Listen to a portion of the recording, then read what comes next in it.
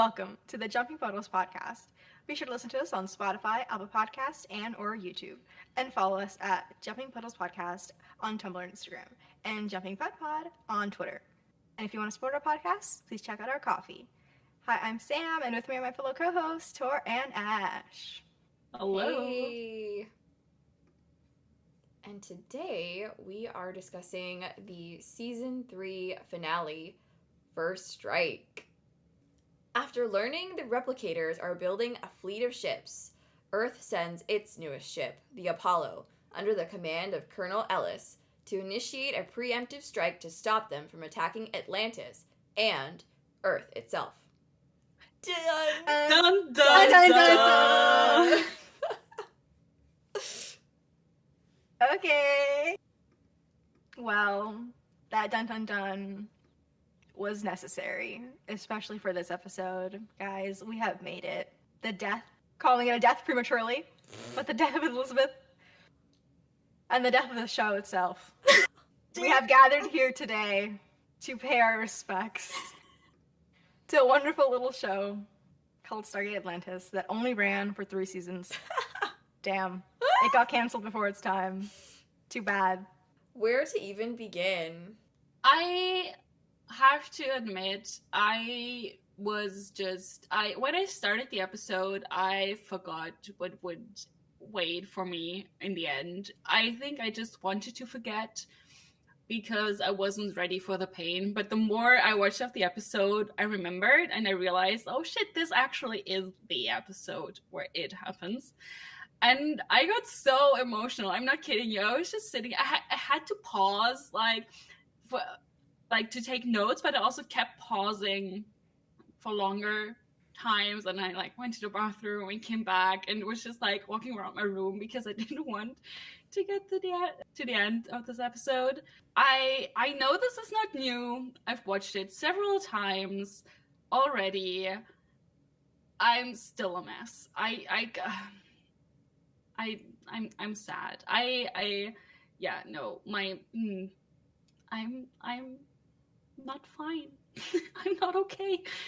Okay, maybe we'll get into this later, but the way they were foreshadowing it the whole time, I just mentioning stuff. I was like, this is my end. I'll just stop after this. I don't know how to move on from this.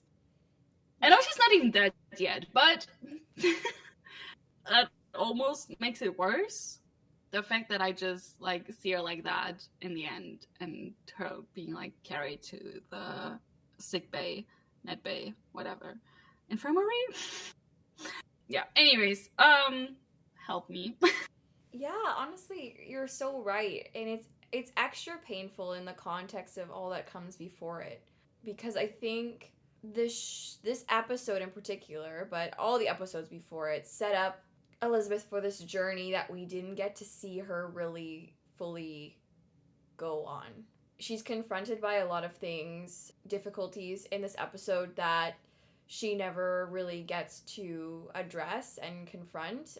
And it sucks because I feel like there is so much potential for her to get deeper into her character, for her fight the man, and she just didn't get the opportunity to do that. I think it was a real blind spot for the writers. I don't think they knew what to do with her, even though there was so much there available for them to dissect. So it's just a reminder of how disappointing her character arc's ending is, because there's just so much left to explore. One, Stargate doesn't know how to write women. Yeah. They don't know how to do that. Yeah. I don't think they gained that until Universe, actually.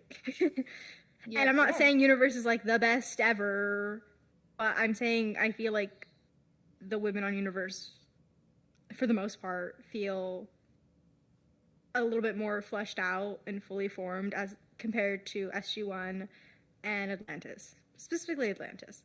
And then my second hot take, which maybe this is a little too early to say, but I don't know. I think I would have preferred for Elizabeth to simply stay dead. Oh, instead of coming back as a replicator.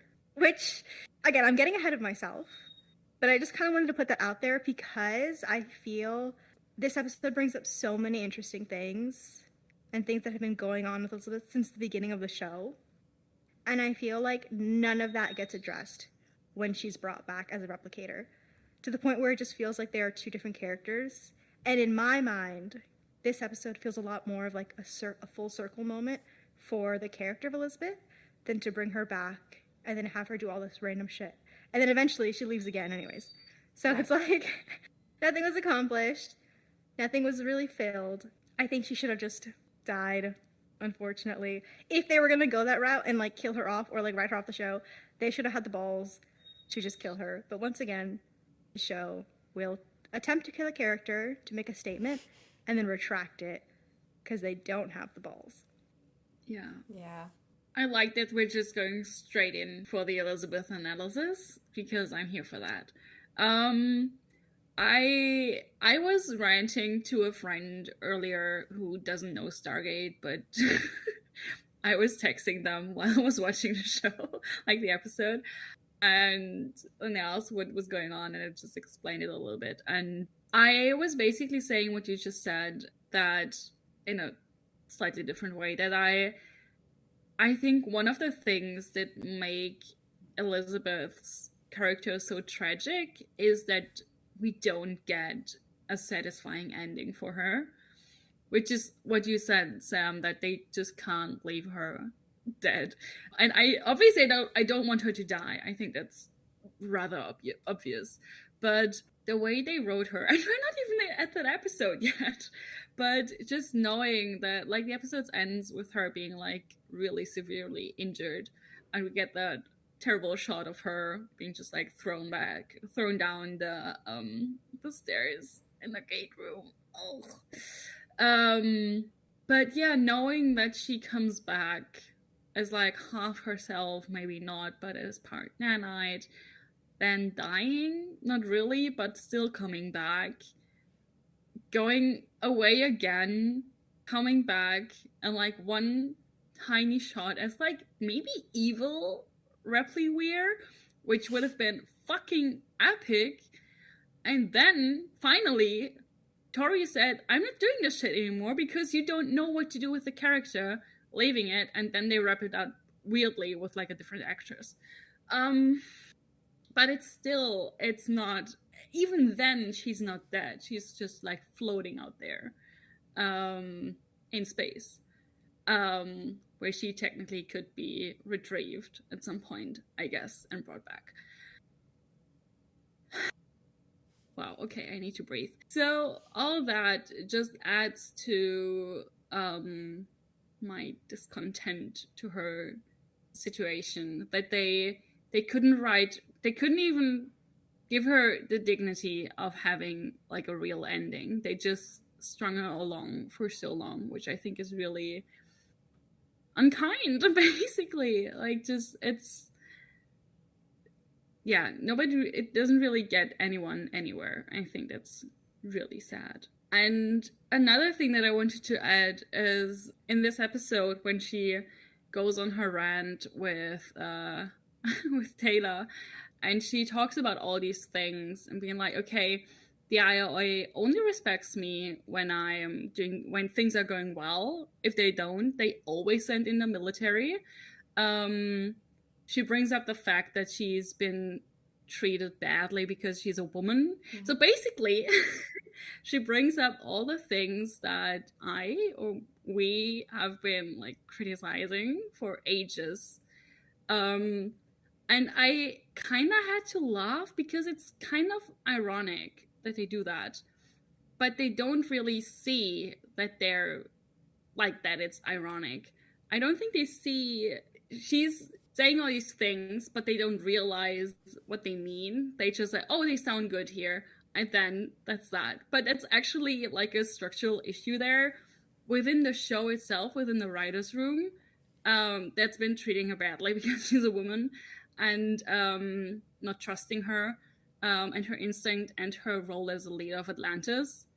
It's just, it's heartbreaking. I can't believe they did that, and they put it in there, and they let her have that rant. Say that by the end of this, she might have to step down and then kill her off. That is just cruel. Like, what the hell? And also, okay, maybe I need to stop here. But it's just one of the things where I'm like, you bastards, honestly. Yeah, it's definitely tough to watch, I think, especially because, we've talked about this. We know that some things were going on behind the scenes with Tori and the writers.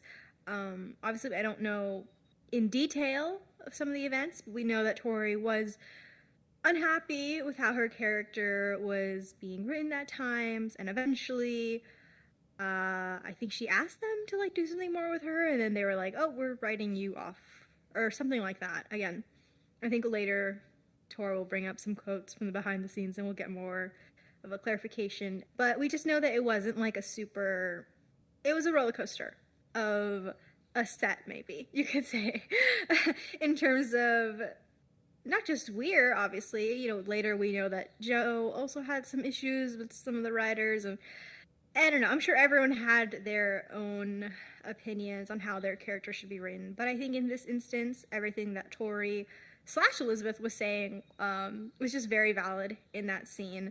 I have a tough time with that scene too, because it's too on the nose, where I almost feel like, obviously I think it has to be on purpose, but I wonder, for what reason? If it's the writers acknowledging maybe some of their, I don't know, whatever. But I just know that what Elizabeth is going through obviously mirrored what was happening to Tori behind the scenes. I wanted to transition, it's still on Elizabeth, but I kind of wanted to talk to you guys about how are you guys feeling about this sort of recurring theme in Elizabeth's story of a military person coming in, doubting her, and then eventually realizing that she's right and apologizing, or eventually working with her. I personally am kind of tired of it. I think it's a really reused storyline, and I think it works. I think it worked in season 1. It maybe a little worked with Caldwell, because it kind of became like a frenemies type of situation. But by the time we get to the third one, I'm over it. I'm over the military guy coming in and him being like, John should lead, and John being like, no, I love women, I respect Elizabeth. And then Elizabeth getting her big moment, and Rodney being a little bitch to whatever military officer there is to. I'm kind of tired of that storyline, and it's, for me, really frustrating that once again we see it in this episode, and it's in her last episode as herself, or a last episode before she turns into Repli Weir or whatever. So what do you guys think? My feeling is a little bit complicated given what I learned about this episode. For all intents and purposes, Caldwell and Ellis are sort of the same character, and you're so right, it's rehashing the same storyline. Unfortunately, I believe that the actor who plays Caldwell, Mitch Pileggi, was working on different stuff at the time, including Daybreak, so he couldn't actually be in this season all that much, and that's why we didn't see him a lot. And that's why in the finale they kind of introduced this new ship that was also Daedalus class, and this new character that was basically just Caldwell 2.0, Ellis, perform the same role. Now, that's not an excuse, I don't think. They certainly rehash the same storyline over and over again. And I feel like, again, it was a missed opportunity. Because, like you were saying earlier, Sam, if they were, adamant that they needed to kill Elizabeth off, they could have made a really profound statement about this constant tug of war that she was playing in her absence. So, have her die, and then have whoever comes in to replace her be a military leader. Be her complete opposite, and show how having her was so much better for Atlantis, for the Pegasus Galaxy, have the characters really struggling against this person by using her as like the ideal or like the example. All the things that she taught them, they bring into fighting against this person. I think it could have been a way more interesting and more profound statement on Elizabeth as a character, although it is, I guess, technically a sort of fridging, but at least she would have had more of an impact than having her come back as a replicator. I don't know really what that did for her. I totally agree. I also thought that was really like, oh, okay, we've seen this before several times. And it's so interesting that Alice was supposed to be Coldplay, basically, and they just, like, switched out the actor and the ship, and that was it. Which is, in general, was really weird to me. Did they mention the Apollo before? Why was that happening? I don't know. It was really odd to me. But also, because I felt like Alice was a major asshole even more than Caldwell and the other, like, military dudes that come in. I thought he was really, like, he just came out so strong and tried to, okay, maybe not worse than, what's his face? Everett? But still, he was such an asshole, and he tried to take total control, and then he came around so quickly. It didn't even take, like, the whole episode that he, like, was like, oh, I'm sorry, you were right. And I couldn't take him seriously. I didn't believe him. I don't know. I was like, where is this coming from? Also, there wasn't really a reason. I felt like a plot point that made sense to me that he made that switch. It seemed very much, I don't know, performative, and we're like, okay, we have to give her a good send-off, so let this asshole guy, sorry, I just get really annoyed by Alice, and I think it's the writing. I'm just gonna say it's the writing. Yeah, well, no, I think Everett was so much worse, though. Yeah? I think Everett was, because, I mean, he literally stormed in, Yeah, and he cut her not out only just completely. to Elizabeth, too, it was also to Taylor. Yeah. And I mean, that Taylor just wasn't fell- barely here, so they couldn't do that. Yeah. But they didn't, so I'm like, okay, thank God. Like, imagine, like, again, just reusing the same thing where they're like, we don't trust the Athosian. Like, that would have been so, like, tired out and played out. But I think Everett was way worse, especially because Everett, in the end, didn't really apologize. He kind of just, like, Died.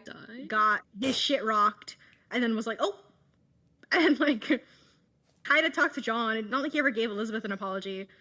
Yeah. No. So I think Everett was awful. Yeah, I think Alice just, again, suffers from them trying to make him the Coldwell, but he obviously doesn't have that rapport built with Elizabeth, so it's just like, again, it's always jarring when they always, the military's guys come in and they're like, oh, we're taking over. It's always like, god damn it. And I think it especially feels so frustrating, again, because we're in season 3. And it's like every season finale or like mid-season thing, they have to have a military guy come in. And it's a very, again, you said the word performative. And I think the whole thing is just so performative because they go through the whole step-by-step process 3 times of the guy coming in, the guy being mean to Elizabeth, everyone being like, whoa. And then eventually the guy's like, I did wrong. Or Elizabeth just takes control and she makes the right choice. And it's like, can't you guys think of something better for like your arguably like female lead or like one of the female leads? And not just with like the military stuff, which again I think is so played out, especially because they don't do anything interesting with it. Like Tora said, they don't have like a military officer come in and like fuck shit up. Instead it's like Sam did well and like Wolsey did well, so it's like nothing ever really matters. But for me what's really frustrating about it too is that the IOA angle is once again so played out because we don't ever see the IOA, or we do like maybe once or twice interact with Elizabeth, and it's not like that we get a scene of them doing all this in this episode. It's more telling instead of showing. And again, we've already been through that where the IOA has been like, oh, we don't know if we trust Elizabeth, back in the beginning of season 2, and in the end she's still the Atlantis leader. So it's like, why do we have to keep putting our female lead and like the female leader of Atlantis through all these trials and tribulations to prove herself when she already has. It's just such bullshit, and it's so exhausting that they spent this whole episode almost like beating Elizabeth down, and then she fucking dies at the end. Yeah. So it's like, and I think in a way you can look at it and be like, wow, that's like a tragic angle, and I definitely see that, but I also just see the writing behind it, and that's like makes me really frustrated, because I think if they wanted to play the angle of like, oh my gosh, like no one believes in Elizabeth, or like, you know, Elizabeth did everything to try to stop this mission and the mission ended up killing her, like that would have been like such like a profound like angle they could have taken, where it's like, wow, like she really was like, you know, so keyed in to Atlantis and like what Atlantis needed and what the expedition needed, and now we failed her, how do we replace her? And yet none of that happens, because Sam just walks in and Sam's perfect at this job the whole time. And so is Woolsey. I mean, I think Woolsey messes up a little more, but God forbid Sam not be like a perfect angel sent from this earth to save the expedition. Like, I don't know. So there's gonna be a lot of Sam stories in season 4. I'm sorry. There is, because she's not a character. She's a plot device, essentially. Ooh. Yeah. Anyways, no. Rant over. Yeah. No, I think I also want to like add my voice to that. I do think it's sad that Elizabeth is essentially forgotten, and her impact on Atlantis is forgotten, and that we don't see the people who come after her are trying. That we don't see them struggle to fill her shoes, but they just do. I think that is because that is... Okay, I know Elizabeth is my favorite character, so of course I will defend her. And I think she's essential to the show, but like she literally is. Like Atlantis wouldn't exist if it wasn't for her. I just want to stress that. They would all have died again if it wasn't for her. So she is essential.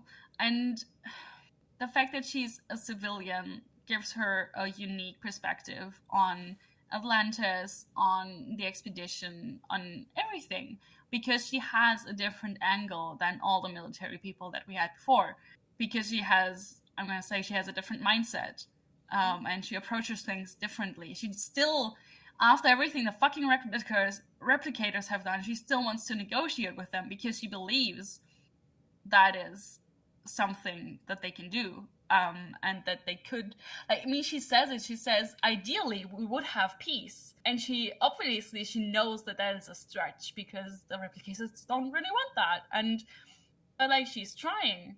I think that is so, again, I think that is such a unique perspective that we get from her. And I think I wanted to say it earlier, but I feel like also the humanity that she just brings to the job, and her, okay, maybe that's a little bit headcanon-y of me, but her connection to the expedition and the people is also special, because I know things have changed in 3 years on Atlantis, but initially she handpicked each and every one of these people, because she wanted them on her team, because she knew that they would do good work.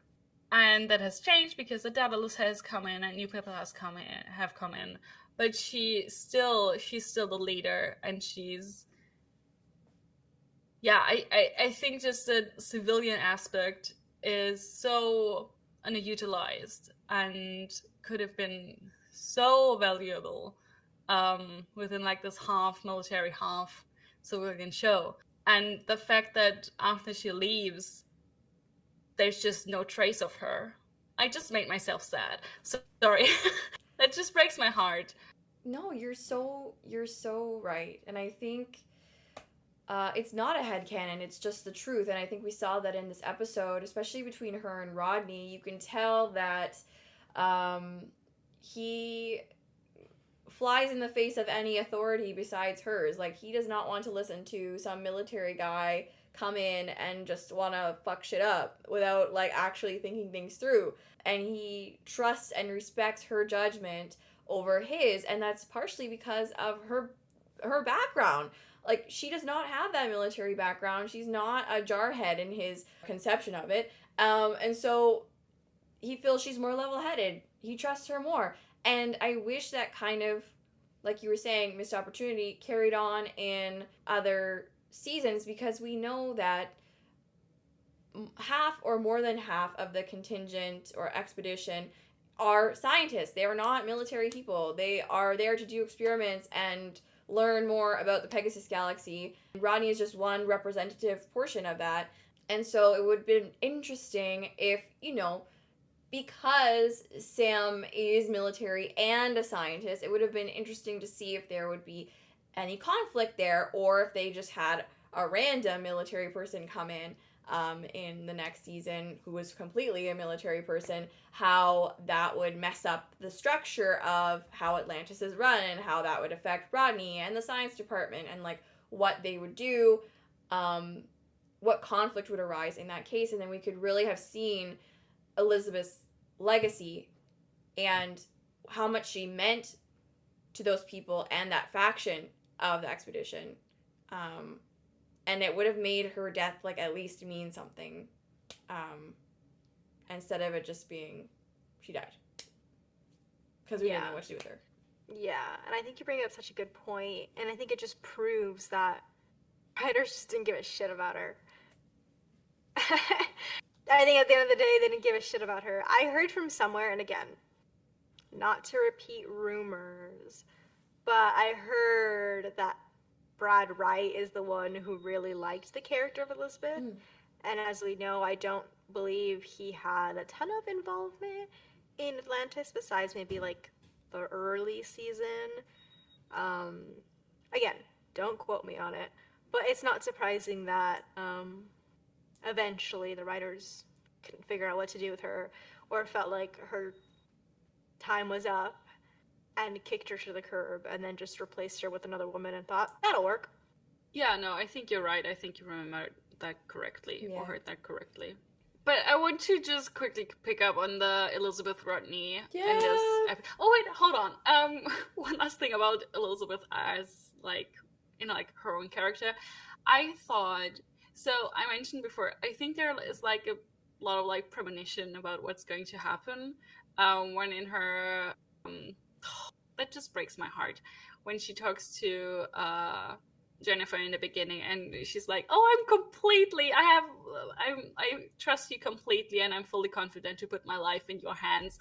I'm like, don't fucking say that if you're going to kill her off in the end. Again, not really killing her off, but you know. So I thought that was really, really, really mean.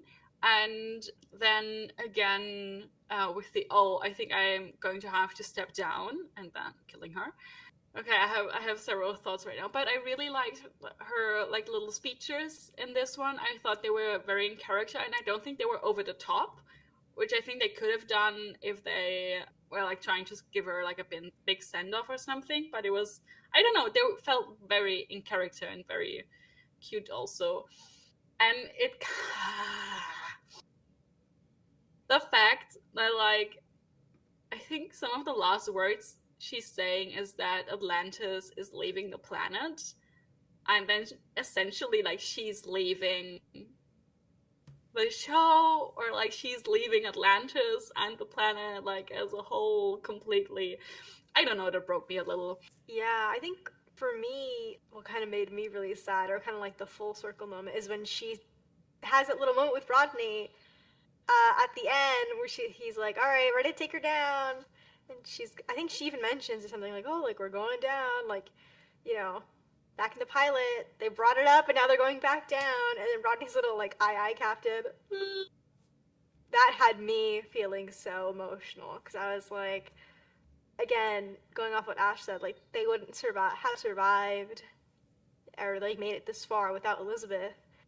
And that felt like very much like a goodbye, as in, like, bringing Atlantis up, putting it back down, and then, like, leaving it to the hands of, like, her expedition to kind of, like, carry on forward. Yeah. But I have to say, on a little bit of a happy note, sorry, one last thing I just wanted to say, at least her death wasn't lame.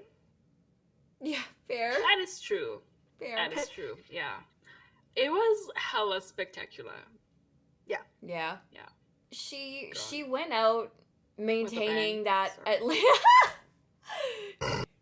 Why? Not quite. What is going on with my death jokes? Like last episode, it was Carson. Now it's like the episode before. Now it's Elizabeth. Okay. We gotta laugh to cope, you know. But I think it's fitting that in her last episode, truly, she was prioritizing Atlantis over Earth. Like, that was pretty cool of her. I feel like I don't know if that's weird to say, but I really feel like she's Atlantis' mother. Like, not in the maternal sense, but like, you know what I mean? Yeah. Like, she is... Like a guardian. Yes. A Yeah. guardian. She has so much like faith and belief in just like the city as a whole, which is something I think is a really fun aspect to her character, because I think no one else really feels that way about the city except for her that we see. And so she always had like this like little sort of like spiritual aspect in sort of her belief of Atlantis. And so again, I think I'll miss that sort of like the random little like spirituality / like mystical type of vibe. Kind of related, but you know, there's a lot of like, it's like a trope in Atlantis fic with like sentient Atlantis and its connection or her connection to John. I need more of that with Elizabeth. Absolutely. Because I truly believe, like, I think we mentioned it before, but like Atlantis loves Elizabeth. 100%. She's lived there for 10,000 years. They're friends. They're like symbionts or something, but they live in symbiosis. Oh, really quick, I just want to say, I think Tor said it so perfectly, or no, both you and Ash and Tor, with the whole Elizabeth is like the guardian of Atlantis, but I feel like John is Atlantis' soldier. Yeah. Or, like, Ooh, warrior. I like that. Yeah. Anyways, go ahead. Yeah.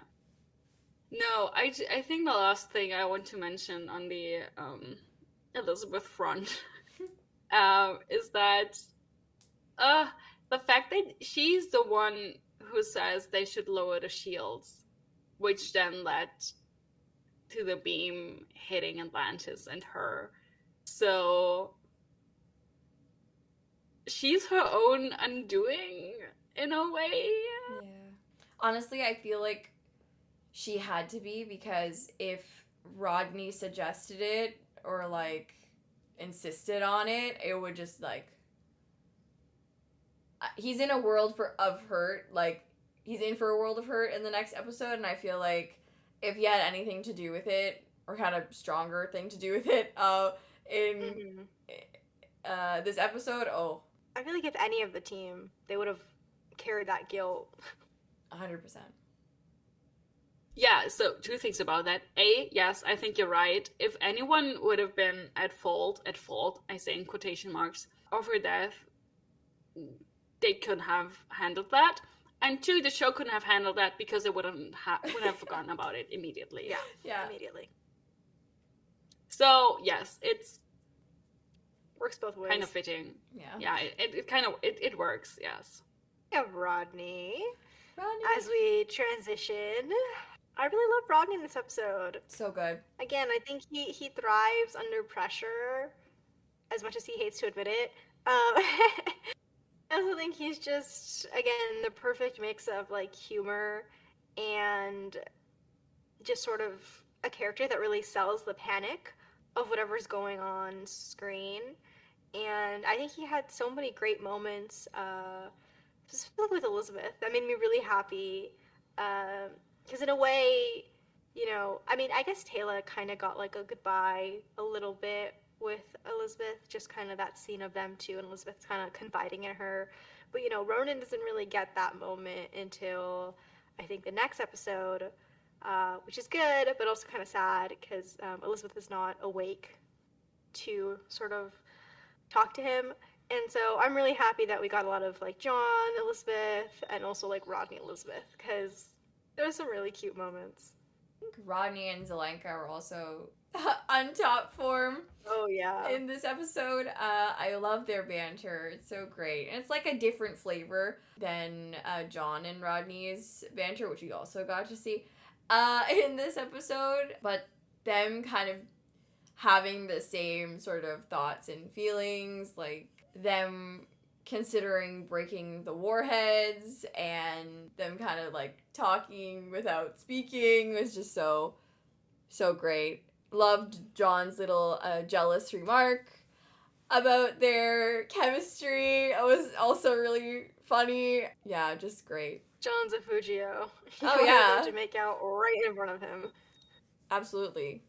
Yeah, I think another, again, I kind of touched on it previously, but I really do adore how Rodney handles the military guys that kind of saunter into Atlantis. Absolutely. I think he's always very, like, snarky with them, which is, like, a really fun, like, character trait, because, you know, sometimes he kind of comes off as maybe, like, a bit more of, like, usually, like, when he's having a little banter with someone, it's, like, someone that he is friends with, and so there's kind of, like, a level of, like, it's not that serious, or you kind of know that it's, like, two, you know, characters, like, playing around with each other, versus when it's, like, a military person, you know, Rodney's being dead ass, like, he's being, like, very serious, and I love that scene of him refusing to listen to Ellis and just looking at Elizabeth and being like, Art, what do you think? Like, and waiting for her to give the final say. I think it's such a sweet moment, and I think, again, it shows, like, his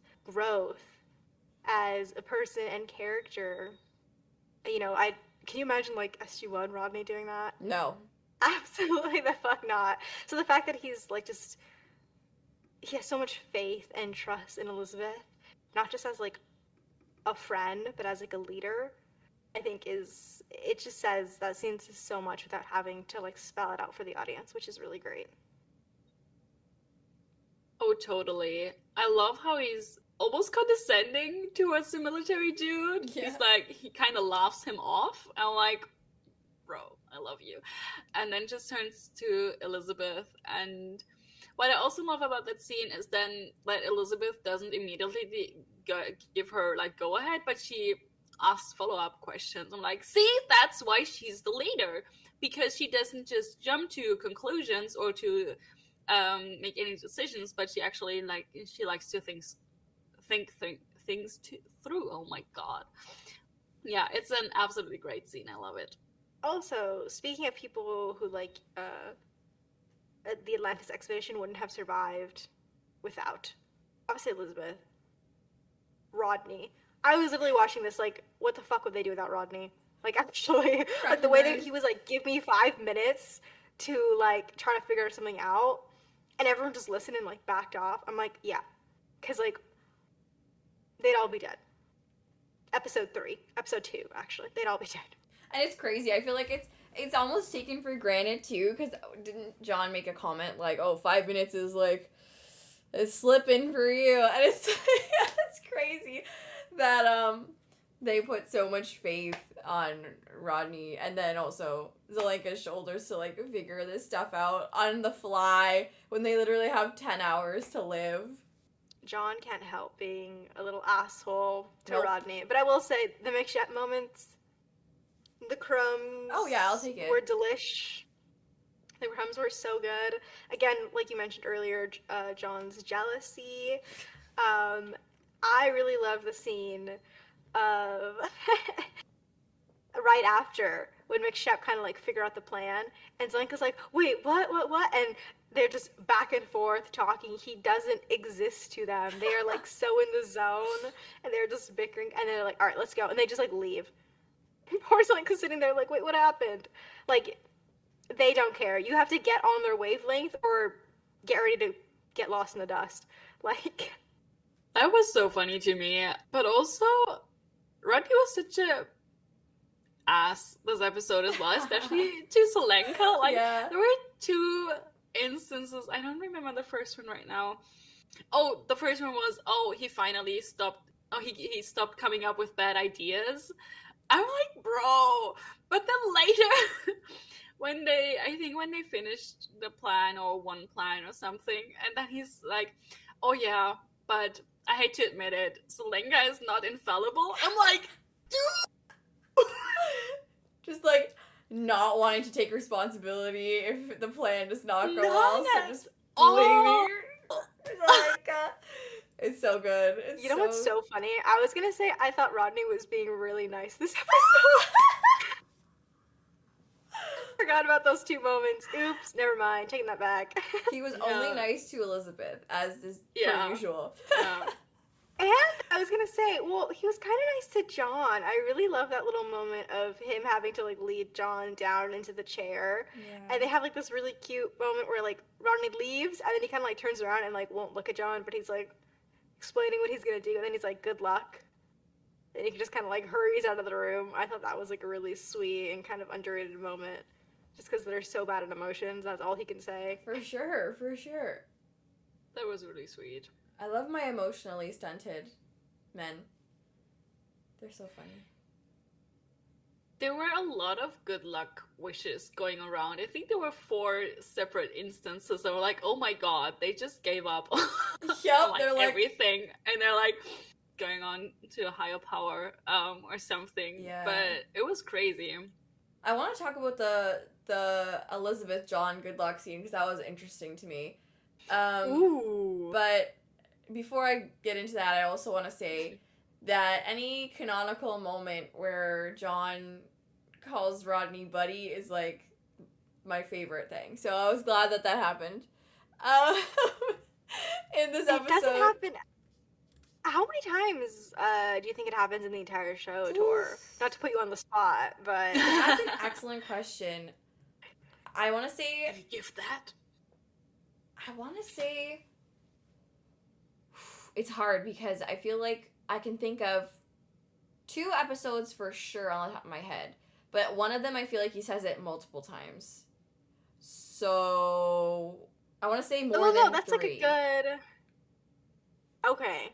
At least. Ooh, then this is a rare one. Yes. For sure. It's definitely rare. Mm-hmm. But I'm going back to the John and Elizabeth good luck scene. Such an interesting moment, especially in the midst of this episode where I feel like the military is really trying to undermine Elizabeth's authority. Now, it's so hard because these people are friends. John and Elizabeth are friends. And so it's such a tough spot to be in where he's kind of like apologizing to her but not apologizing to her for like participating in the mission, almost like asking her permission or like wanting her to say like, yeah, go ahead and do that, and her being like kind of reticent to do that but still wishing him good luck. Maybe I'm reading too much into it, but I just thought that it was such an interesting moment between them. I think at that point, I think this was one of the worst episodes for Elizabeth. Okay, duh. Yeah. Fair. Also, before that, because I think at that point, she must feel so terrible. She's been undermined by these new people coming in. Her friends and colleagues on Earth are not listening to her. And now her team is basically being taken away from her by the new military guy. And John is part of that. And I think, I love that it's like so small. But when she walks away, she kind of like touches her head or forehead, being like, oh my god, she's getting a headache or something. But she just walks away being like so done after she says good luck. So I think that is what is also like adding to like that scene, that she's at her limit. And now one of her most trusted people is like going off on a mission that she doesn't consent to. So what do you say? Yeah. I don't know. Yeah. I was gonna say, we talked earlier about how this has felt very familiar in terms of the military people coming in and sort of just not trusting Elizabeth until eventually they do. And my thing is, if they were gonna keep doing this, I wish they had also maybe adjusted some of the character reactions to it, where, especially when it comes to John, I feel like I kind of gave him a pass the first time this happened, because what the hell is he was supposed to do? He was like a major, and he was like randomly put in charge of this whole expedition, so I get why he would immediately defer to Everett, and it was very much like, oh, you know, the Wraith are like at their freaking door. So it was very much like a do or die, we gotta act moment, so I didn't really blame him much then. I don't even remember what happened with Caldwell, but I feel like, whatever, I'll let it slide. This one, though, I kind of am a little annoyed that he wasn't as vocal in his support. I think he, again, and it could just be the writers maybe not knowing how to have the character once again say, I trust Elizabeth without explicitly saying it. But I feel like his sort of comment towards Ellis being like, hey, you should be running this, it was a little, like, jokey, which is, you know, I usually feel like the writers know when to have John be jokey and when to be serious. And I kind of wish it was a serious moment instead of a jokey one. Because I think at this point, this happens so many times, I feel like John just needs, like, a permanent sign glued to his head that says, like, I do not want command. Or, like, a shirt that says, I trust Elizabeth Weir. Or just something. And so it was a little disappointing to see another military guy come in and for John to just be like, well, I don't want to command. I want to, like, who would rage against the machine or the man or something? And I was like, girl, I'm like, I need you to, you know, be a little more vocal. At this point, this is the third time this has happened. He needs to be like, I don't want this. I feel like the show has, you know, been teasing this idea of like, oh, John should be the leader, John should be the leader. And that's one thing I will give, like, Joe credit for, is I feel like Joe has been very vocal about, like, hey, John wouldn't want to be the leader, like, ever. Like, don't do that to him. But I feel like the show wants him to be the leader, and they think it's, like, a natural progression, but I think that's wrong. I mean, the actor also agrees. I think that's very much wrong for his character, and so I wish with all my heart that he was a bit more vocal about how he didn't want to take command at this point, because it's just been a recycled plot line, and it's like, I don't, no time for your jokes, sir. I need you to tell Ellis to his face that he's wrong. When will they understand that he doesn't want to be in charge? And it was so funny to me because, like, in the same sentence or the sentence before, Alice was like, oh, I read your file, I know all about you, you should be leader. Like, if you knew John, you would know that that is the last thing that he wants to do. Or is qualified for. Silly. It's very silly, and I don't know why I'm giving the writers credit, but I will. I'm gonna say that I think I can make it believable to myself in the sense that I think John's character has a really hard time with inaction.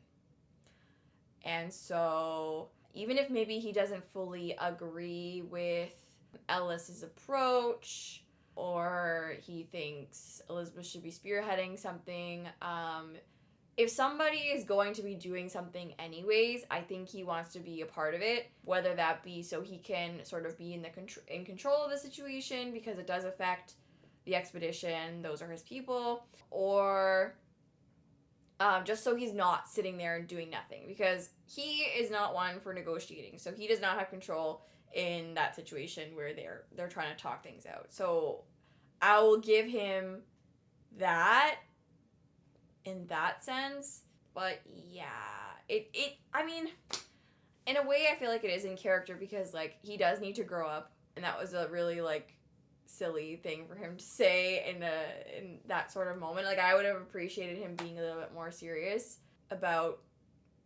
Elizabeth and his faith in her leadership, especially in an episode where she dies, so it's kind of his last time to really fight for her in that sense. And it's also, in my conception of him as a person, and the show in general, hilarious to think that he's qualified to lead anything, when in the beginning or the top of the episode, he was like, all my people are great, and I don't want to criticize them, so I'm just going to say everyone who works for me is excellent, halfly because I'm lazy, and half because, of course they are. Like, come on. That's who you think should be a leader? I don't know. Yeah. I think for me, just because I've been comparing it so much to, like, the first time this happened with Everett, where I feel like John was so much more vocal in that episode about being like, no, Elizabeth is in charge. I feel like this one, I'm like, bro, This is like the third or fourth time, and he was just like laying over and taking it. And I was like, okay, wrap this shit up. Like, not my John. I feel like he would have, at this point, he should be. I mean, obviously, again, I understand it's the military, and at the end of the day, you know, he still follows their orders or whatever. But I was just hoping for a bit more fire instead of John just being so resigned. But I still enjoyed his scenes with Elizabeth. For sure. Really good. Oh my god, and that scene too at the end. Oh, when he walks in and he's like, "What's happened?" And he sees Elizabeth like being put in the stretcher. Oh, that was so sad. And I also love when he runs upstairs and he sees Ronan, and Ronan's trying to be all like sacrificial and be like, "No, other people need it more than me." And John's like, "No, no, no, you have a piece of glass sticking out of your chest. Like, let's call the medic." Yeah, you're not fine. No. Speaking of Ronan and maybe Taylor, at some point I was like, where the fuck are Ronan and Taylor? And literally that second they walked up, but it was at the 14-minute mark. Right. 14 minutes of 42? Yeah, I don't think this would be much of an issue if the show already didn't feel so skewed toward them, like Elizabeth, Rodney, John sort of trio. However, since it's already so skewed in their favor, it becomes like really like noticeable and like just kind of like inexcusable, because where are like two of your main characters? They're just gone. Yeah. Although I do love that little scene of Ronan being like, "I need to learn some science." He's so I think sweet. that was so cute, and he really wants to help, but he just like doesn't know how to in the situation. I thought that was so sweet, and I think John trying to like quote the Fantastic Four at them, trying to like assign them roles is so funny. I was like, that's like the worst superhero team you could have picked for all four of you. No offense. I'm like, because what about Rodney gives the Human Torch? Literally nothing. Where did he come up with that? I was like, why didn't he say X-Men or something? Like, he's a little silly, but it's okay. He's lame, so we'll give him a pass. Yeah. If Rodney was there, I know he didn't mention it in front of Rodney on purpose, because if Rodney was there, an argument would have ensued 100%. Also, Taylor. Any other team he could have said. Yeah. And Taylor being mad that John gets to be Mr. Fantastic was awesome. Like, she was actually upset about that. What if I want to be Mr. Fantastic?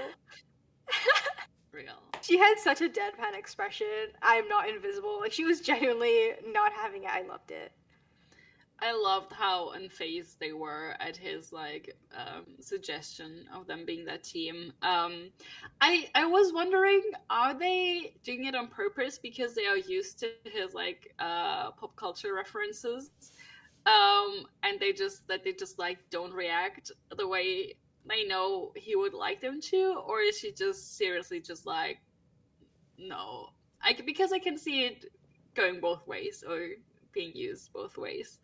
But also the thing about Ronan saying he needs to learn some science, not even anything specific, just like generally, because he hates this feeling of not being able to do anything. It was so wholesome to me. He's like, what science? Just like anything that can help. Who knows? But no, that was seriously so adorable. Yeah, Ronan's great. He didn't get much to do in this episode, but what he did get to do was great, and it inspired most of my fic recs for this week. Oh, yay. I was gonna say, just,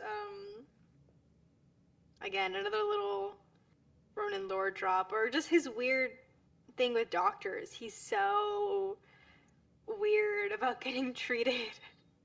Yeah. I think is it the next episode? Or it might be something in season 5, where they're trying to pull out something and he like just yanks it out, and they're like, oh my god, don't do that. Because he's like, I need to get back out there. And they're like, no. That is gonna come up, and it's such a funny little scene. So I do like the build up of Ronan just being like, no, I'm good. And John's like, no. You're not. You need help, actually. Giant piece of glass sticking out of you. Honestly, I could interpret like their reaction to John as either as well, because after he leaves to go talk to Rodney, Ronan gives Taylor a look like a smirk, and I'm like, What's that about? So They're probably like, nerd. Yeah. We get the introduction of a new character this episode. We have a new head of medical, Jennifer Keller. That's right. We do. I think we should just put all of our cards out and say that, well, for me personally, I would love to go in with like a clean slate, clear mind, let's give it a try. She is a really interesting character with a lot of really interesting relationships. Oh, you're holding back so bad untangle. right now. It's so I want to give her a chance, genuinely. It might go out the window the second her and Rodney start dating, because that's, and not to put all the blame on her, to clarify, I think it's just a really shitty relationship regardless. But yeah, I'm trying to go in with a pure heart and give her a chance. For sure. I will say, especially in this episode, I felt bad for her. Hella bad.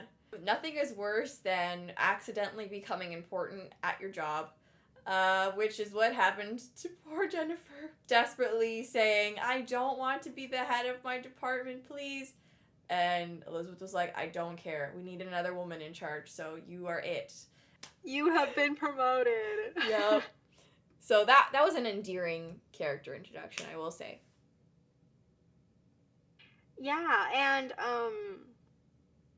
I think an insecure head officer is definitely an interesting angle. Mm-hmm. I'm not sure I love how long it goes on for. Fair. Mayhaps. I don't really remember a lot of... I think it continues into season 4, and I think that's when I'm like... Don't know how I feel about that. But I think for like a character introduction, I think it's really cool. And I do like, again, just having another woman on the team is great. And then I also just love the actress. Obviously, she's known for her work on Firefly, where she's so endearing and so cute in that role.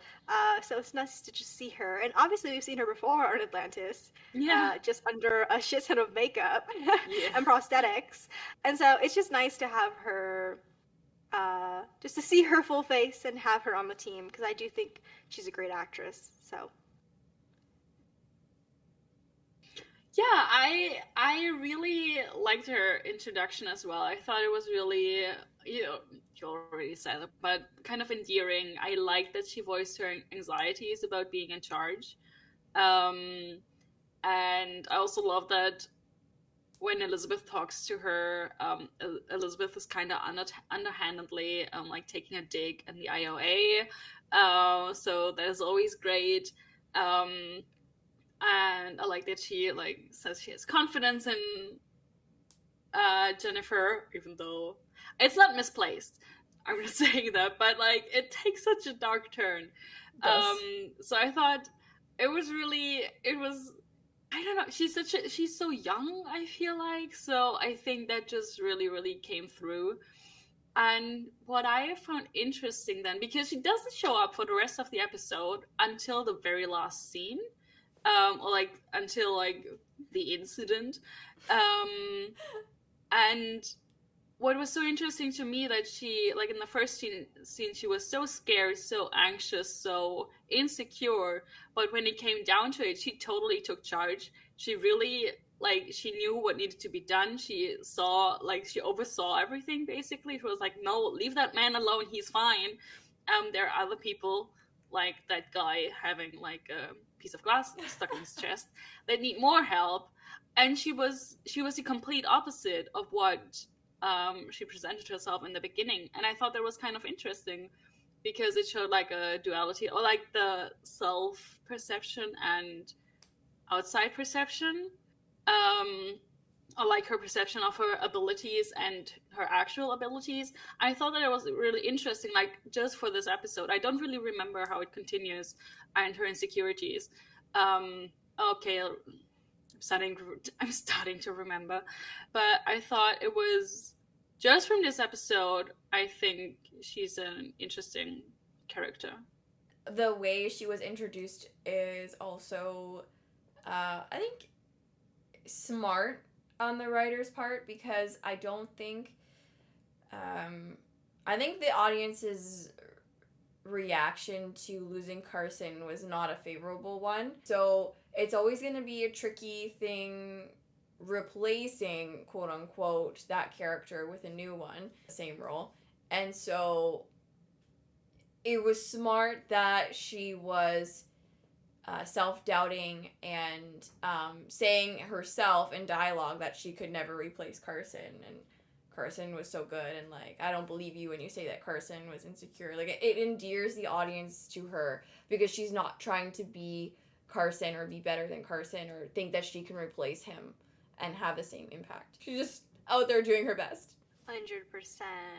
I know we haven't really talked about this episode plot-wise, which, you know what, there's kind of no need, there's no point, but I just kind of wanted to make a few comments sort of about some of the things they say that I thought were interesting. One of them was the idea of a planetary-wide anti-replicator weapon. Girl. Moving past that, I think the silence is enough. I thought this was a really funny scene. Again, girl. When Elizabeth is talking to Oberoth, unfortunately, Elizabeth, I have to laugh a little at your words. At one point, she tells Oberoth, the annihilation of your people is not our goal. Ma'am, you just bombed them.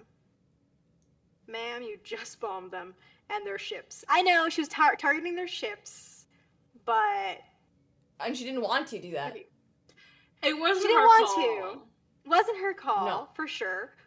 But it's hard to say that after your side has already done the action. So I understand that, but I think it's a little, maybe she could have used a different phrase, because, people do want the annihilation of their people. Maybe not Elizabeth, but Ellis does. Yeah. Yeah. Let's just leave it at that. I have thoughts, but I think I talked enough about her. Lorne shows up. Yeah, he's there. He's there for 2 seconds. He flies an asteroid. I like that he gets to curse. He says son of a bitch at one point, and I was like, Oh! Yeah. I was like, how scandalous. That was also really cute, I thought, when they were maneuvering the asteroid, and I thought, oh, it's so cute, it's so primitive technology, because they're basically using like grappling hooks to shoot into the asteroid and then flying it.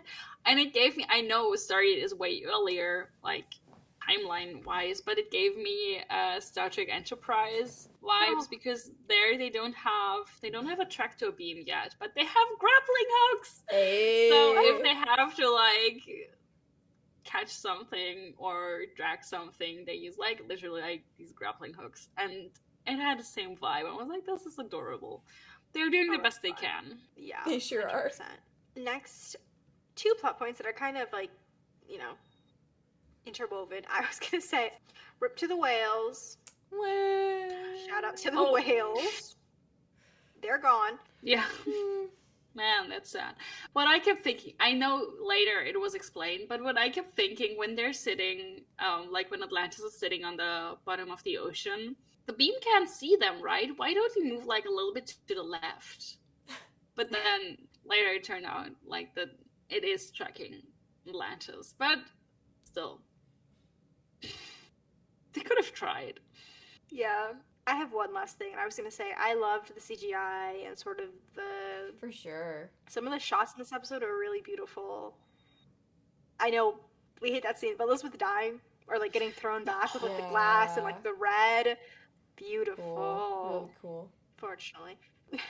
No, the shots of Atlantis in general in this episode were so stunning. There were so many different ones.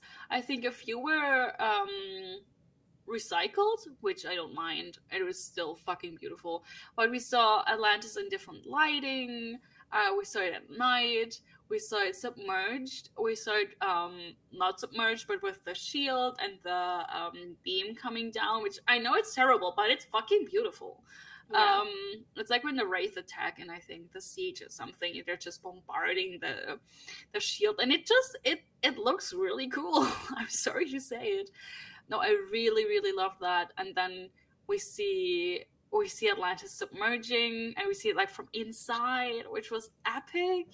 And then also re-emerging, and then taking flight, and then in space. There are so many different shots of Atlantis alone in this episode that were all so beautiful. Just really good CGI work. Mm-hmm. And also there's a really great shot of John in the chair, and the camera's like above him, right? And it's like the light, like the white light kind of shining down, and he's like moving the chair as he's like trying to fly Atlantis. That was a really good one. And then the one with the missile is a really cool shot with the Apollo like releasing the missile, and then it just like follows the missile like almost the whole way down. That was really well done. And it was a really long shot as well. It was a long shot, yeah. So yeah. Speaking of the missiles too, I even liked the shot when Rodney and Zelenka were talking, when they were like filmed from above. Yeah, that was a crazy perspective. Yeah. Unique, very unique. Yeah. Especially because it was so high. Like at one point I was like, girl, like how they get up here? Yeah. I guess obviously they just like lower it down or whatever, and they can examine it and put it back up there. But yeah, I thought that was a really fun scene, and I liked the way it was like on the like missile, and then it would go back down to them, and then it would again frame them back up again. So that was really fun. Really cool. This thing about John in the chair though is so funny to me always, because it was in some interview at some point with a director, or maybe behind the scenes, whatever.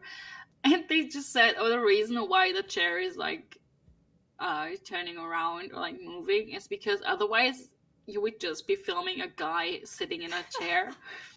And ever since then, I just have to laugh when the chair's like turning around, because otherwise it would be pretty boring. They just need a little bit of action. That's why they made put their chair on a revolving platform. John's trapped in a microwave. Literally rotating. I'm rotating him in my mind microwave. Yeah. Constantly. Yeah. So it's very fitting. That's it. Yeah. I have one last Elizabeth thing. Which I thought was one of the not baddest, maybe pettiest scenes, is when she basically cites Ellis back to himself, almost word by word, when she's like, oh, I would love to play 12 rounds or whatever, and she just keeps going and going, saying exactly what he told her before. I thought that was so petty, and I loved it. Now we're going to Ash for the Bechdel test. I gave this episode a pass. Okay. Because I'm being so lenient again, but we have two quite long conversations between women. So one between Elizabeth and Jennifer, and the other one between Taylor and Elizabeth. And I think in both instances, they mention a man at least once. But I gave it a pass because they don't talk about him. They just mention him. Right. So, and even then, I think based on like what I let slide in the past, they definitely pass. But if I'm looking at like the bigger picture, it's like, it's a gray area. But I think they're doing kind of well in respect to like other episodes we had. Yeah. We'll see. Maybe season 4 will be better. Because we have Sam coming in and also Keller now. So fingers crossed. We'll have to track that. Yeah, we'll see. Yeah. Perfect. And now we can head over to Tor for the behind the scenes, which I'm sure will be happy and fun and not at all discussion based. Yeah. So this quote might incite violence, but please think about it in the context of the second quote, and then hopefully it won't incite so much violence. Okay, so Great start. Joe in an interview with Starburst magazine before the episode aired said, "I don't want to give anything away, but what I think is the most brilliant thing we've done on Atlantis during the past 3 years will happen at the end of this episode. Basically, it will be like a soft reset on a ton of issues. It's so tough to talk about it without going into specifics, but essentially it opens up so many other avenues in terms of storytelling. The writers have found a clever way to take Atlantis down an entirely new creative path, as well as bring a fresh tone to the program, while at the same time keeping true to the classic elements already established. How's that for being totally ambiguous? Let's just say that it sparks off a big adventure. It's all under the guise of what's happened before, which is Atlantis is being attacked, but in fact will prove not to be the essence of this story." Which is followed by David Hewlett. Wait, that's Joe Malozzi, right? No, this was Or Joe Flanagan. Joe Flanagan. Yeah. Oh, Flanagan, okay. Which was followed by David Oh. Hewlett saying, "Atlantis is flying, sinking, you name it. All sorts of things are going on. We run the gamut in this one. The neatest part, I think, is that by the end of the story, we're on our own. Basically, the city is alone. All of a sudden, there are no more routine missions or going back and forth to Earth. We are entirely cut off, which I think bodes well for next season, in that there will be this constant sense of peril." So I think what Joe was trying to say is what David was saying, where we're going to return to form of season 1, which we always talk about in our podcast, how season 1 was so good in terms of stakes because we were separated from Earth, we didn't have all this Earth oversight, and there was this sense of peril because you didn't know where your next meal was coming from or if the Wraith were going to attack, and you had no outside help, aka the Daedalus Ex Machina. However, I think their hopes did not come to fruition, which we are going to see in the next season. Yeah. No, I think that first quote was a little, like, not misleading, but obviously, you know, when he's talking about, like, the end of the episode, you're like, oh, it's the big thing, like Elizabeth dying and stuff. Yeah. Then it's like, okay, no, but I feel like as Joe's quote went on, I was like, oh, no, I got it. I was like, oh, no. He's talking about, you know, Atlantis leaving that planet. Yeah. And, like, the new adventure it brings and, like, all these questions and, like, solving, like, creative issues or just, like, whatever that he said. I feel like he was talking more about the actual end of the episode where they are stranded in space, which we didn't really talk about. I forgot about that, That's what honestly. happened. Yeah. And then for nothing me, comes when of they... it. Yeah? Oh. Yeah. But I was gonna say, I just think it's so funny that Joe tried to be all, like, mysterious and, like, tried not to give anything away, and then David was like, yeah, we leave. He was like, we're in space alone. Like, I think that was so funny. Yeah. The other Joe, Joe Malozzi, had made a blog post about this episode. Now, this was a time of transition, apparently, in Stargate Atlantis, where Joe and another person, I believe Paul something, were going to be the showrunners, season 4 onward. And so it was kind of, I'm assuming, their decision to have Elizabeth die at the end of the episode. And when they had written it, I don't believe they knew for sure that she was going to die, and then when they were filming it, they were sure. And so Joe said he felt obligated to be the one to tell Tori about this himself, because that was the creative direction I believe they chose, because they were going to be the showrunners from that point forward. And basically he was saying how he didn't want to leave her hanging for an entire year before they started the new season, and wanted to let her know beforehand so she wouldn't have to feel a type of way about it. I think it's still fucked up personally, but that was his interpretation of events on his personal blog post. I smell bullshit. Yeah. Absolutely. Sorry, can I add something here? I don't Yeah. know if you're going to mention it, but I might have mentioned it before in other episodes or something, but Tori talked about her time on Atlantis on during conventions and stuff, and she tells it like that she, like, in the beginning, everyone basically got 5-year contracts for the show.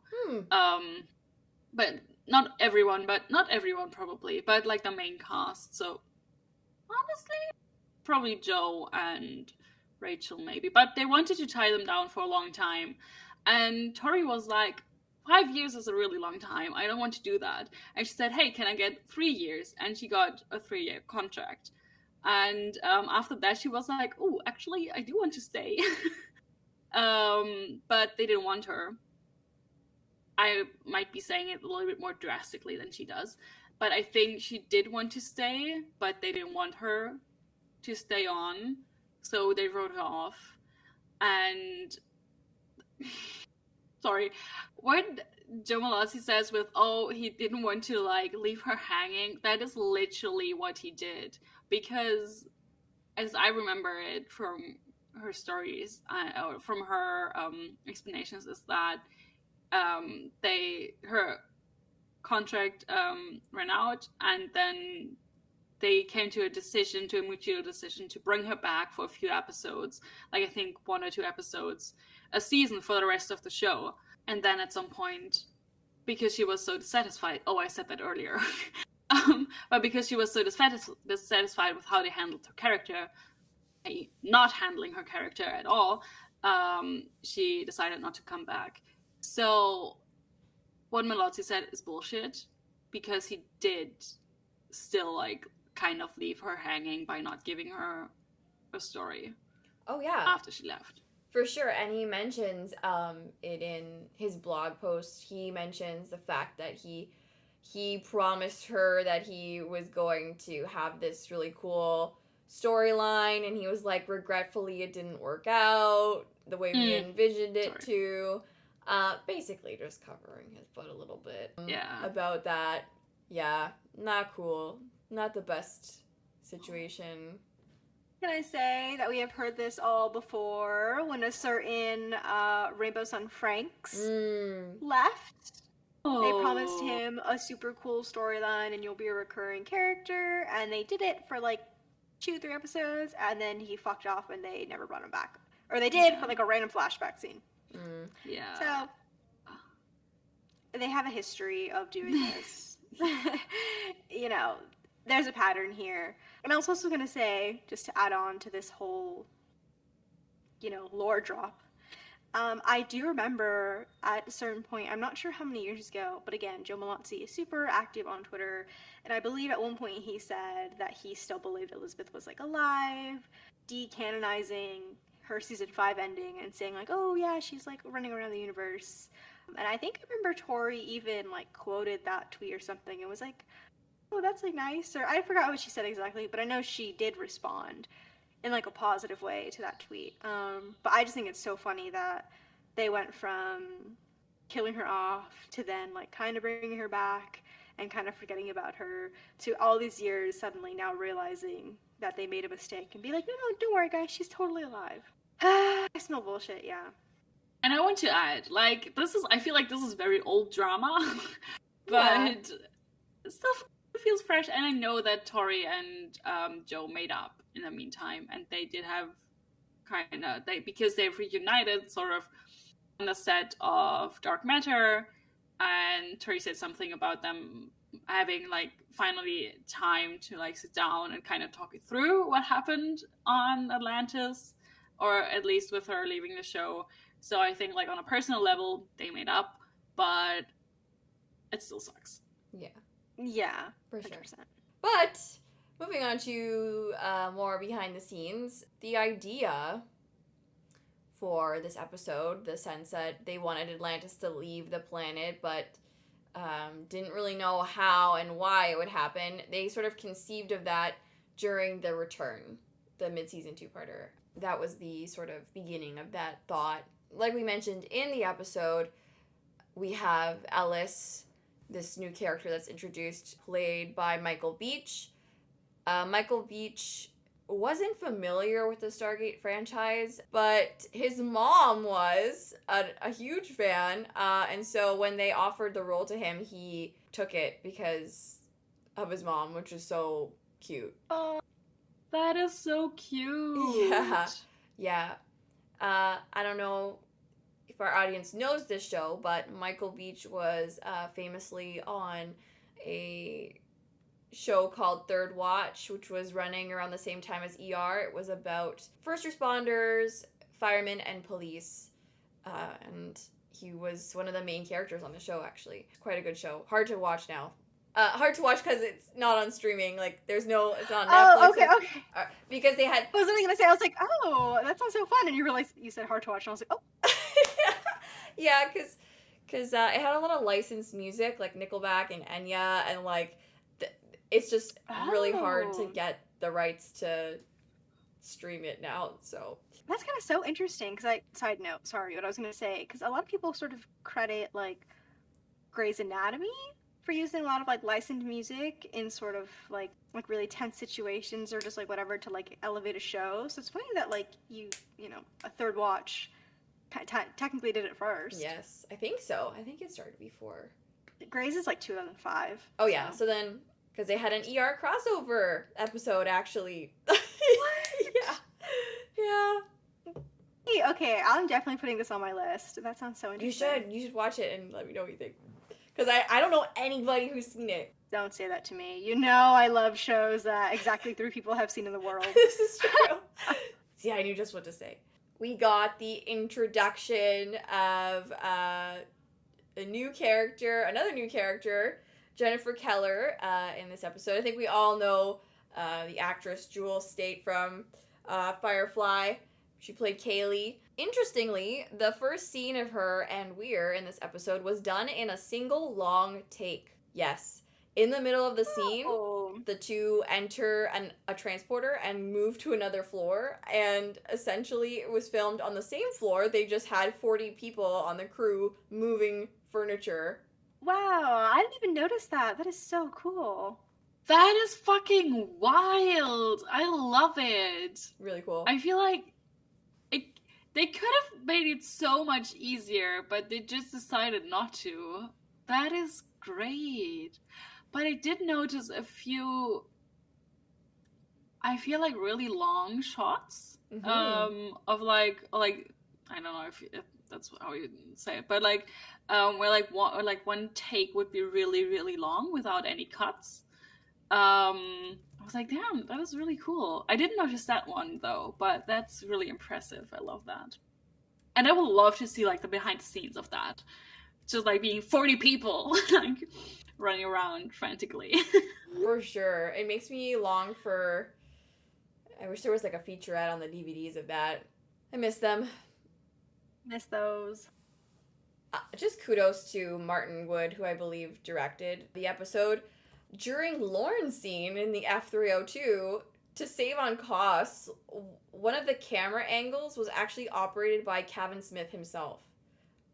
He held it in his lap while he was doing the acting. So, oh my gosh, that is wild. What? Where they shot on money? They spend it all on like the CGI shots? The effects. Yes, actually they did.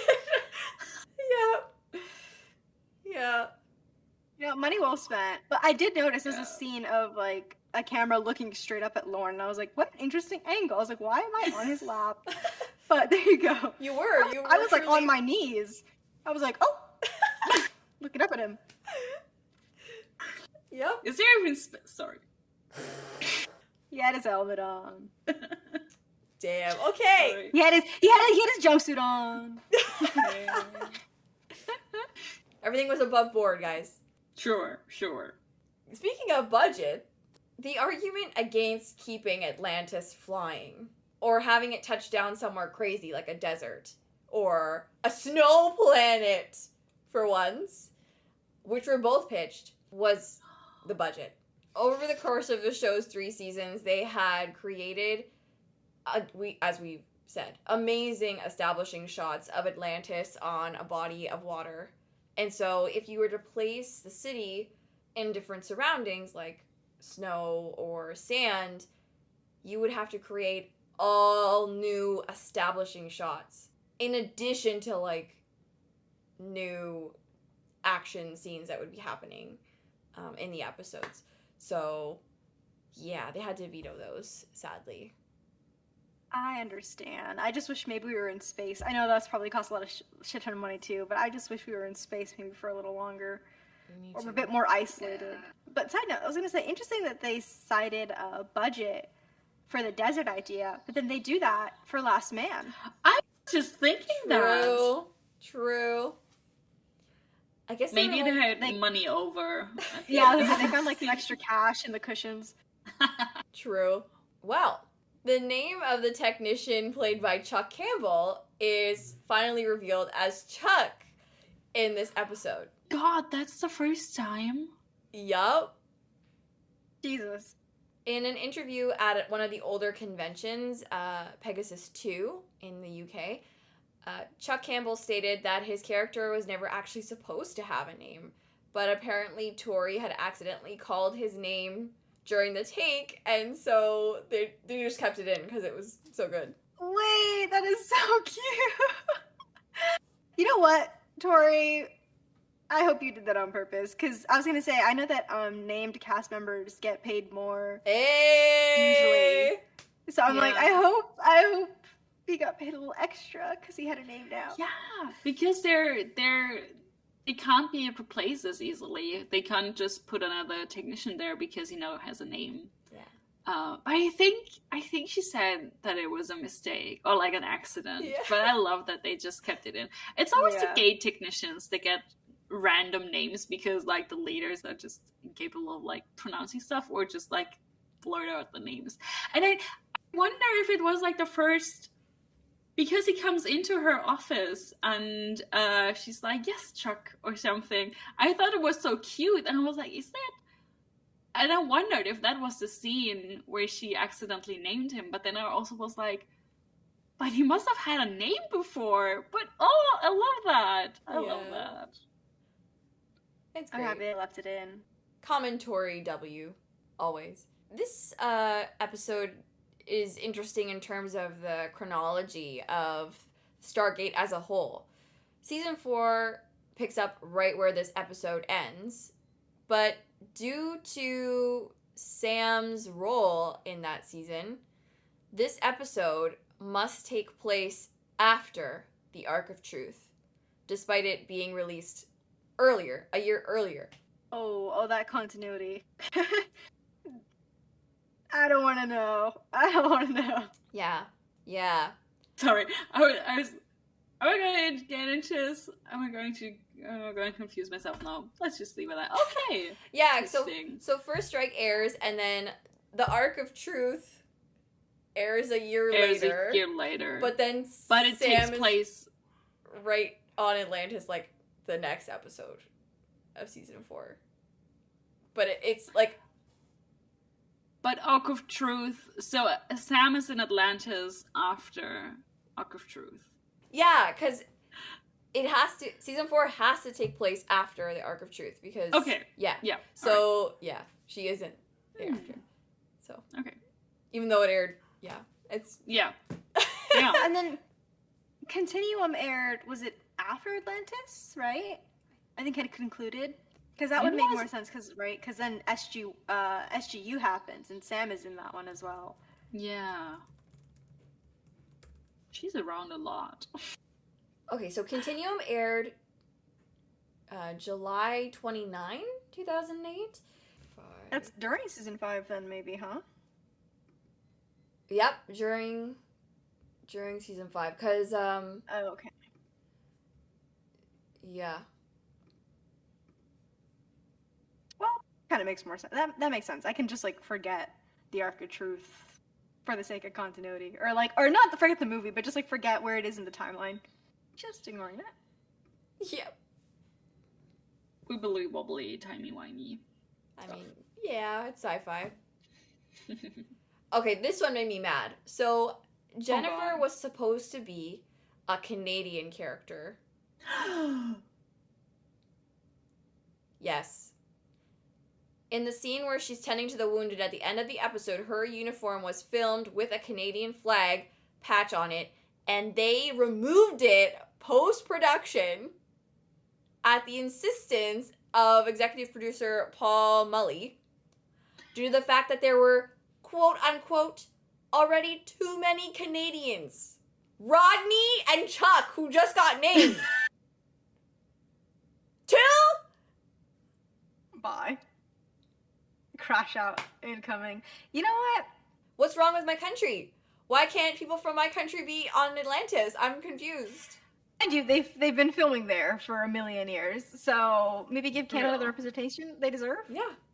They could have used the money that they spent on removing that patch to let them land on a snow planet. Why For like an can't... episode. Exactly. Why can't the cute, competent, in-charge doctor be a Canadian? Right. What's wrong with that? The hell. A snow planet for one episode. That's all I would have asked. Like a 10-minute scene of them landing on a snow planet and being like, oh fuck, we gotta go. No, they used Like, the budget on the American flag. I'll jump over a cliff. Funnily enough, since we were talking about how the Apollo is just the Daedalus and Alice is just Caldwell, the shot of the Apollo emerging from hyperspace over the replicator planet is basically a reused shot of the Daedalus emerging from hyperspace in the hive.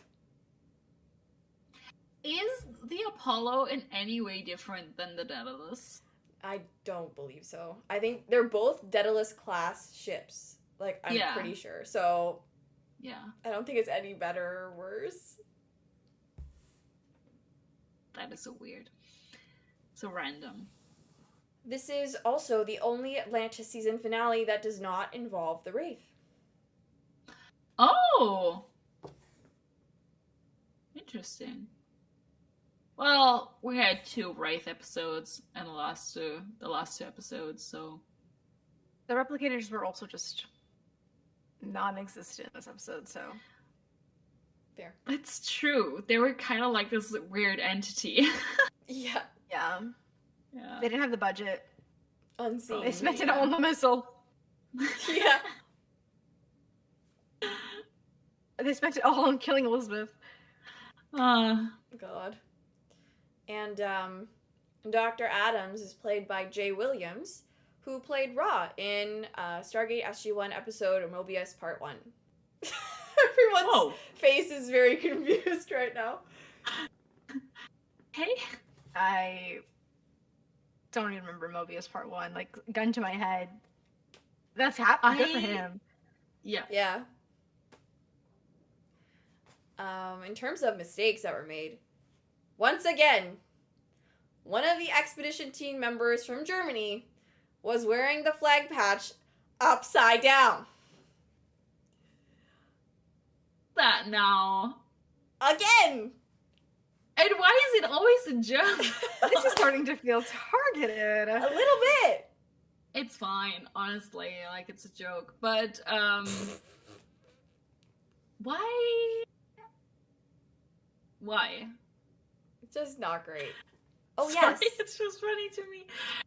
And I'm laughing that they can change an entire flag to a different flag and then they don't fix. Anyways, it's fine. Multiple times. Multiple times.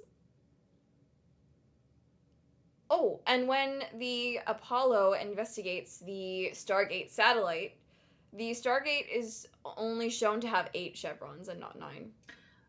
Aw. Which... I think that happens a lot with the space gates because I think like the model that they used for the space gates somehow only had 8 chevrons. I see. Oh.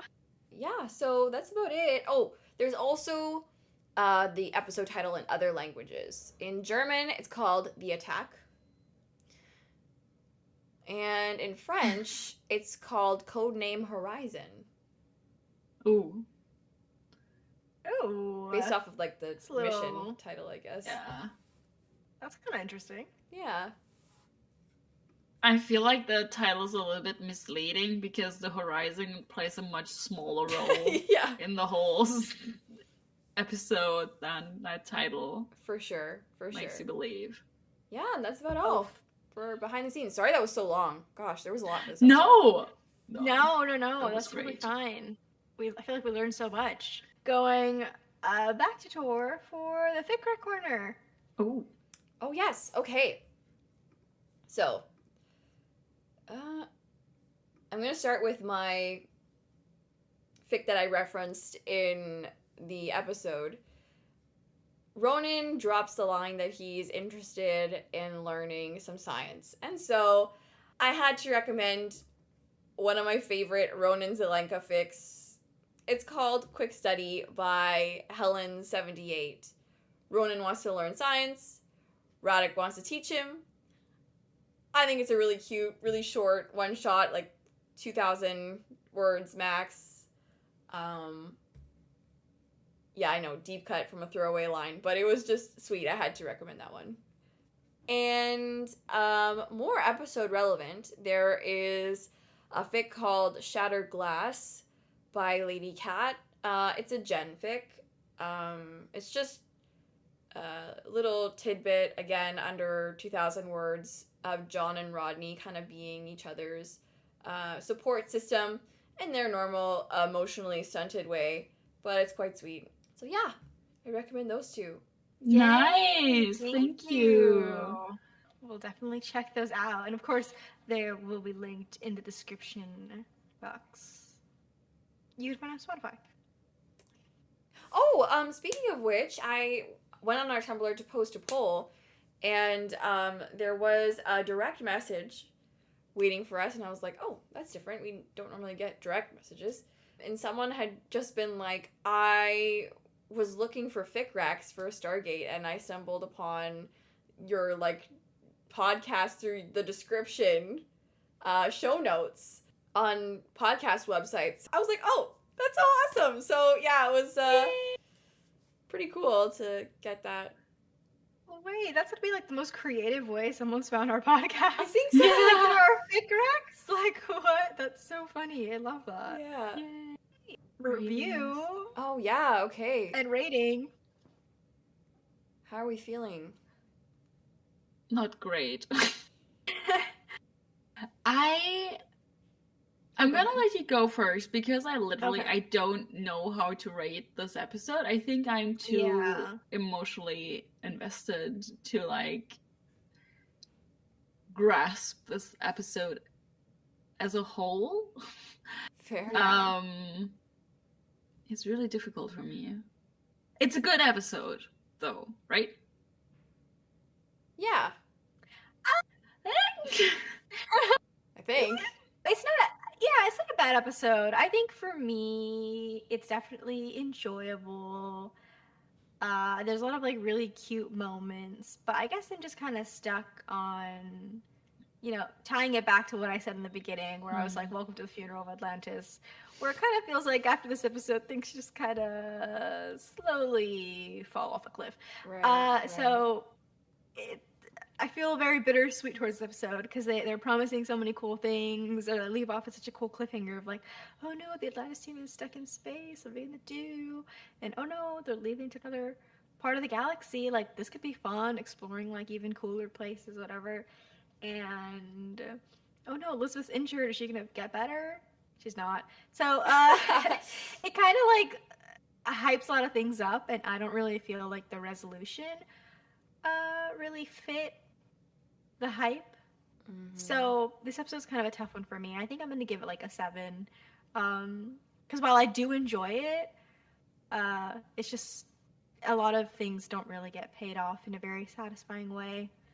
And I also just feel like it was kind of, if you kind of compare it to other finales, well, especially the Siege Part 1, it's like, whoa.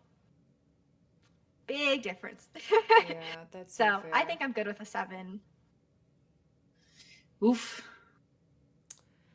For a season finale. That's rough. Yeah, it's not common in Stargate, that's for sure.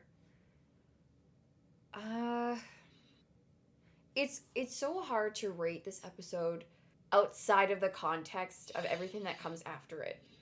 For me, it's like, oh, it's so frustrating because like it sets up things that have potential that are not followed through on.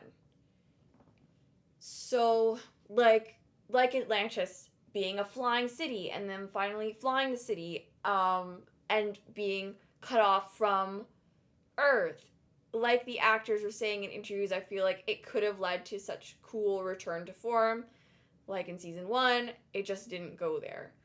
And I'm not sure how I feel about the replicators being a big bad. I just don't feel the same sort of attachment or dread or history with them as I do with the Wraith.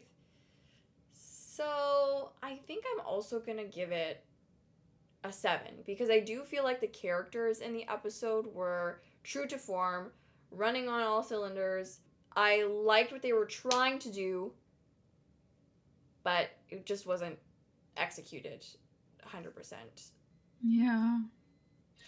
You both make really good points.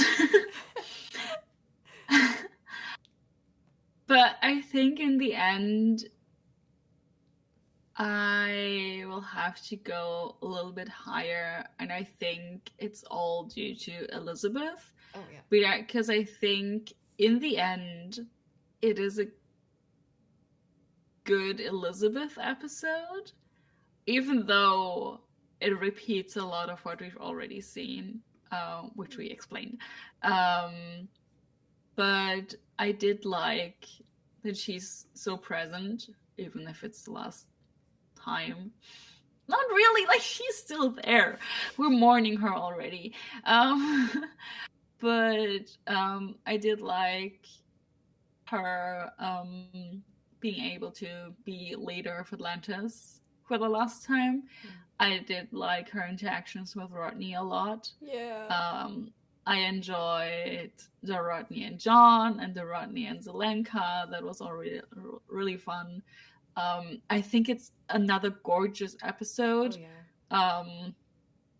Not quite on the same level, but I think maybe up there with a little bit below, but Submersion or Echoes. Yeah. No, is it Echoes? Yeah. So I think it's really beautiful. I especially like the shots of Atlantis. I was just blown away by that.